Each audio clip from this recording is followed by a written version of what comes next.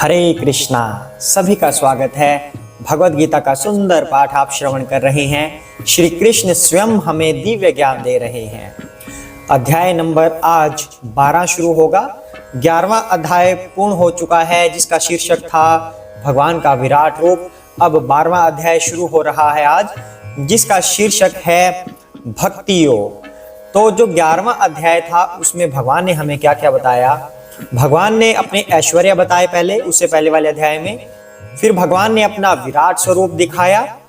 उसके बाद भगवान बताते हैं कि मेरा ये विराट स्वरूप जो है उससे श्रेष्ठ मेरा द्विभुज वाला रूप है। जो भगवान का श्याम सुंदर रूप है वही भगवान का आदि रूप भी है। तो इस तरह से बताते हुए भगवान अब भक्ति के ऊपर चर्चा करने जा रहे हैं। भगवान ने कहा था कि मेरे इस रूप को भक्ति के बिना कोई समझ नहीं सकता। तो अब हम भक्ति योग करने जा रहे हैं। भगवान हमें सिखाएंगे कि भक्ति करनी कैसे चाहिए। हरे कृष्णा। तो अब अगला अध्याय शुरू कर लेते हैं। तो अगले अध्याय में सबसे पहले अर्जुन प्रश्न करेंगे भगवान से। तो वो अध्याय शुरू करने से पहले हम भगवान की छोटी सी वंदना करते हैं। उसके बाद भगवान से और गुरु महाराज से आशीर्वाद लेकर हम अध्याय नंबर 12 आरंभ करेंगे। हरे कृष्णा। ओम ज्ञानतिमिरान्धस्य ज्ञानाञ्जनशलाकया चक्षुरुन्मीलितं येन तस्मै श्रीगुरवे नमः। श्रीकृष्ण चैतन्य प्रभु नित्यानंद श्री अद्वैत गदाधर श्रीवासादि गौरभक्तवृंदा। हरे कृष्णा कृष्णा कृष्णा हरे हरे, हरे राम राम राम हरे हरे। हरे कृष्णा। आइए पाठ को आगे बढ़ाते हैं। अध्याय नंबर 12 भक्ति योग। अर्जुन उवाच एवं स ततयुक्ताः ये भक्ताः त्वां पर्युपासते ये चापि अक्षरम् अव्यक्तं तेषां के योगवित्तमः। हरे कृष्णा। अर्जुन ने पूछा, जो आपकी सेवा में सदैव तत्पर रहते हैं या जो अव्यक्त निर्विशेष ब्रह्म की पूजा करते हैं, इन दोनों में से किसे अधिक पूर्ण या सिद्ध माना जाए। हरे कृष्णा। तो अर्जुन ने अब ये प्रश्न किया है जिसमें हम हमेशा उलझन में फंसे रहते हैं कि भगवान के साकार रूप की पूजा की जाए या निराकार रूप की। कुछ लोग कहते हैं कि भगवान सिर्फ एक प्रकाश होता है, उसी में हमें मिल जाना है, उसके अलावा कोई और दूसरी शक्ति नहीं होती। और कुछ लोग कहते हैं, वैष्णव जो होते हैं भक्त, वो कहते हैं कि भगवान का साकार रूप होता है, उसी की आराधना करनी चाहिए। तो अर्जुन पूछ रहे हैं कि दोनों में श्रेष्ठ कौन है। तो भगवान के मुख से ही हम इसका उत्तर सुनेंगे। हरे कृष्णा। श्री भगवान उवाच मय्यावेश्य मनः ये मां नित्ययुक्ताः उपासते श्रद्धया पर्युपेताः ते मे युक्ततमः मतः। हरे कृष्णा। श्री भगवान ने कहा, जो लोग अपने मन को मेरे साकार रूप में एकाग्र करते हैं और अत्यंत श्रद्धा पूर्वक मेरी पूजा करने में सदैव लगे रहते हैं, वे मेरे द्वारा परम सिद्ध माने जाते हैं। हरे कृष्णा। तो भगवान ने सीधा सीधा उत्तर इस प्रश्न का किया है कि जो लोग मेरे साकार रूप की आराधना करते हैं, उसी में एकाग्र चित्त रहते हैं, वे मेरे द्वारा परम सिद्ध माने जाते हैं। तो अब कंफ्यूज होने की आवश्यकता नहीं है। साकार की उपासना करें या निराकार की उपासना करें, सीधे सीधे भगवान ने स्पष्ट कर दिया है कि जो साकार रूप में एकाग्रचित होते हैं, उसका ध्यान करते हैं, वे सिद्ध माने जाते हैं। आगे क्या कह रहे हैं भगवान।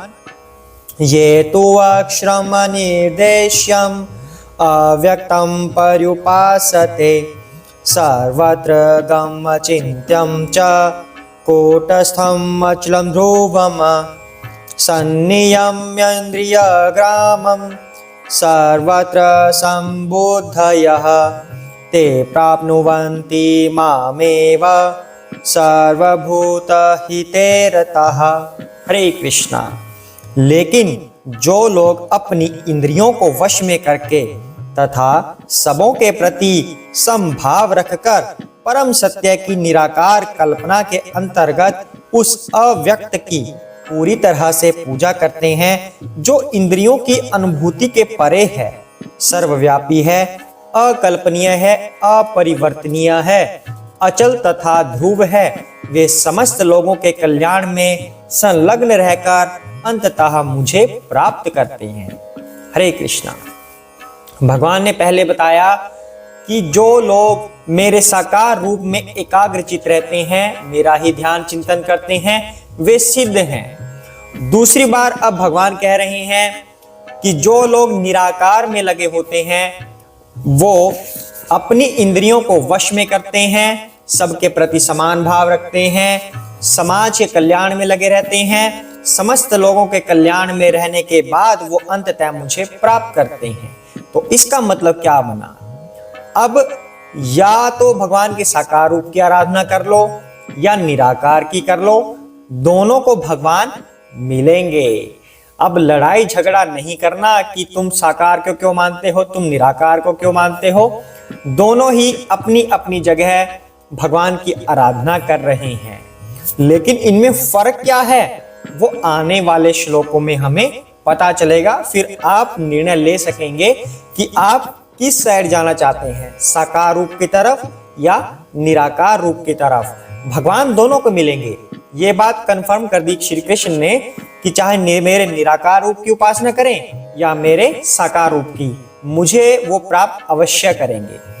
तो अब यहाँ पर एक बात है कि वो समस्त लोगों के कल्याण में कैसे संलग्न रहेंगे, जिन्होंने अपने इंद्रियों को वश में कर लिया है, भगवान के उस रूप की वो आराधना करते हैं जो अपरिवर्तनीय है, अकल्पनीय है, जिसके बारे में कुछ पता ही नहीं है। हम कल्पना भी नहीं कर सकते भगवान कैसे हैं, मतलब हमारे सामने कुछ भी नहीं है, बस ये है कि एक प्रकाश है, हमें उसमें मिल जाना है और एकाकार हमने कर लेना है।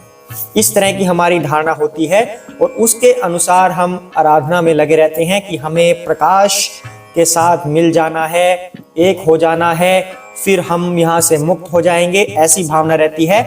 और साथ में क्या करते हैं, साथ में ये कहते हैं कि सेवा करने के लिए तो कुछ एंटिटी नहीं रहती। फिर जो लोग निराकार को फॉलो कर रहे हैं, किसकी सेवा करें?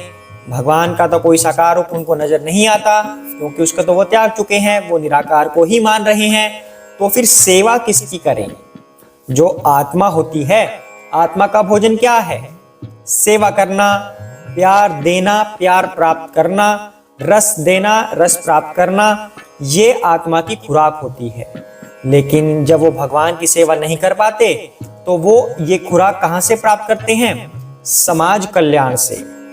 वृद्धाश्रम खुलवाना या कोई और सामाजिक कार्य करना, अस्पताल खुलवा देना जहाँ पर गरीबों का इलाज हो सके, इस तरह के अलग अलग समाज कल्याण के कार्य करेंगे। फिर वो आएंगे धन्यवाद करने के लिए कि आपने हमारा जीवन बदल दिया, आपके इस प्रयास से हम ठीक हो गए, वैसे वैसे, मतलब इस तरह की बातें फिर उनके साथ चलती हैं और फिर उनकी आत्मा को शांति मिलती है कि हाँ, हमने कुछ अच्छा कार्य किया। तो ये फर्क थोड़ा सा आता है साकार में निराकार में। और भी भेद होंगे जो वो श्री कृष्ण आने वाले श्लोकों में बताएंगे। आज के लिए इतना ही करते हैं। हरे कृष्णा। जय श्री कृष्ण चैतन्य प्रभु नित्यानंद श्री अद्वैत गदाधर शिवासादि गौर भक्त वृंदा।